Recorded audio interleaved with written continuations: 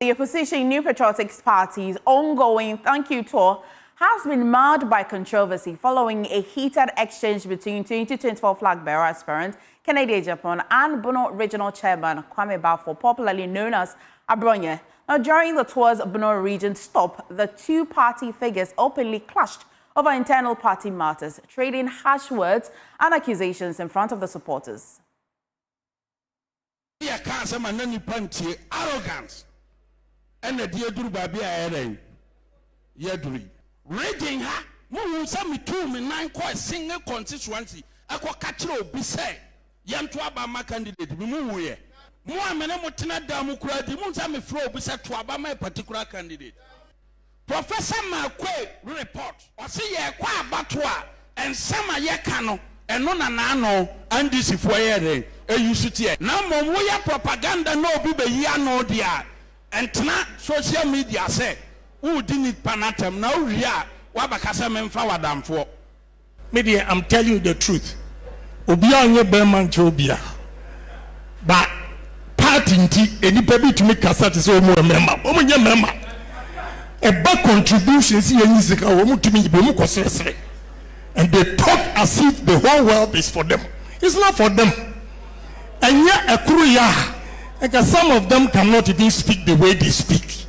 Please, who born dog? Number to me, I talk anyhow.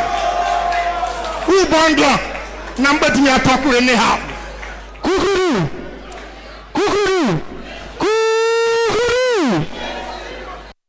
Well, surely, if you didn't understand anything, at least I'm certain you understood who born dog. Well, the tour itself has sparked debate since its commencement. Political scientist Dr. Kwame Asante has questioned the rationale behind the move, suggesting it serves no meaningful purpose. He spoke to Evans Mensah on PM Express.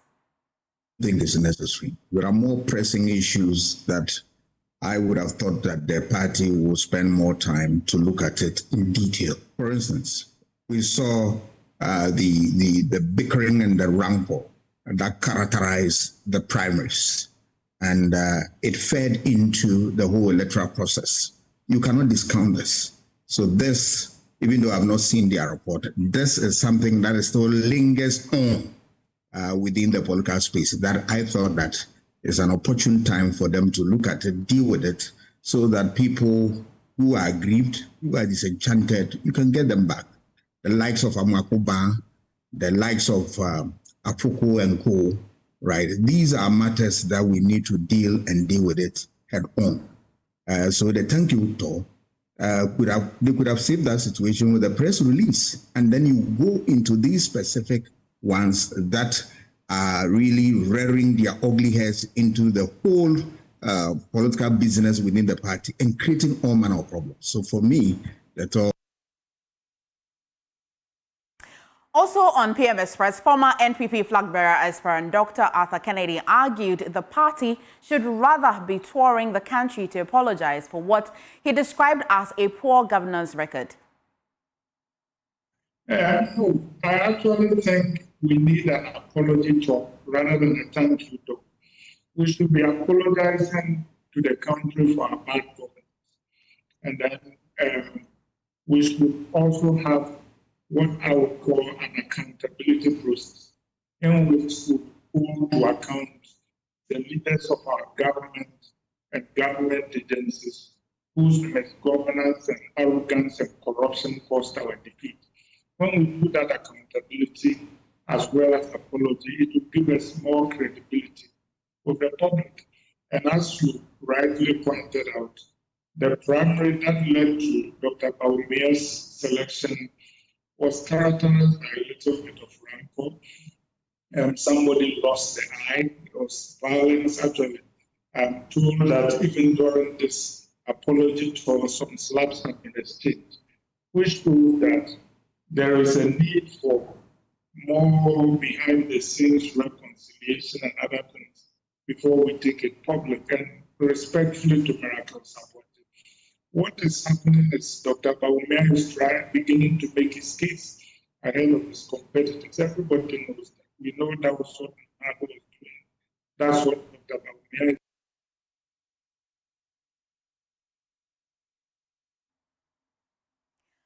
Meanwhile, another flag bearer hopeful, Boakye Ejaku, has issued a statement on the growing tensions within the party. My colleague James Aveji joins me on Zoom with the content of Mr. Ejaku's statement. Now, James, former energy minister says the party's thank you tour is causing internal challenges rather than fostering unity and healing. Really, and amid sustained what they have actually sustained over the period, especially a few months after the elections. Bring us an update on what the statement says.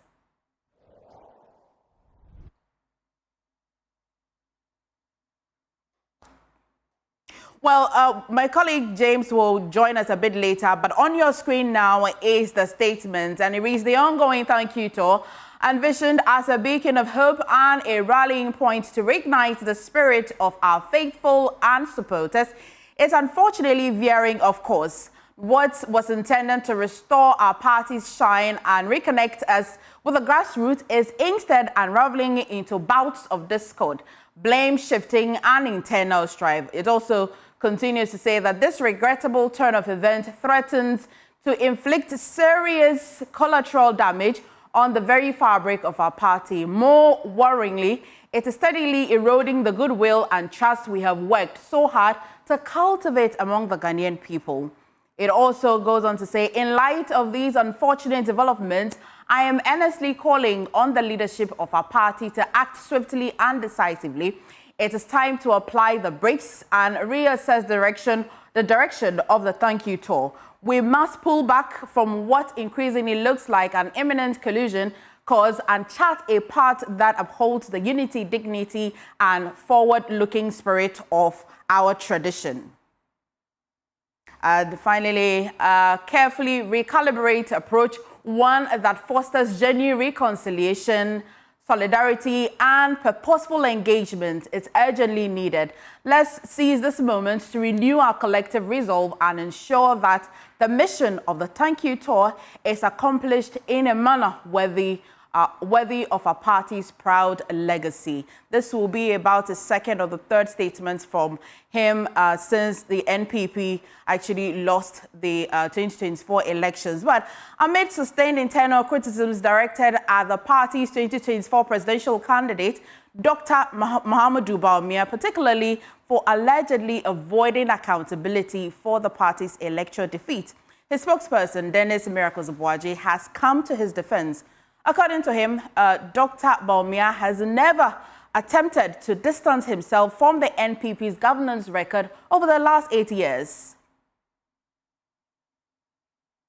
On the 7th of February 2024, when the president was seated there, all the cabinet members were there, and Dr. Mahamudu Bawumia spoke about all the things he would do differently should he become president, and all these things were in there.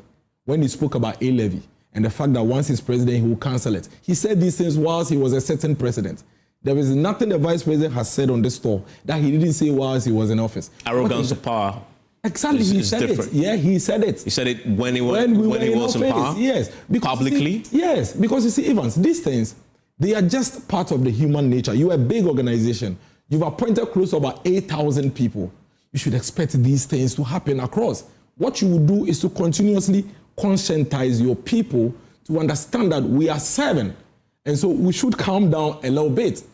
But there is nothing he has said that he hasn't mentioned in the past. But does he accept that he is as guilty as everybody else? That is why you see and hear him. And I watched him on your news where he said, "Yaso yedin, yaso yedin."